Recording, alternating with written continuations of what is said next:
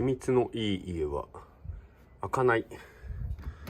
小指、無理。これも無理。中指で開いた。人差し指はこっち2本指はどうでしょう。小指だけだと開かないね、私の力が。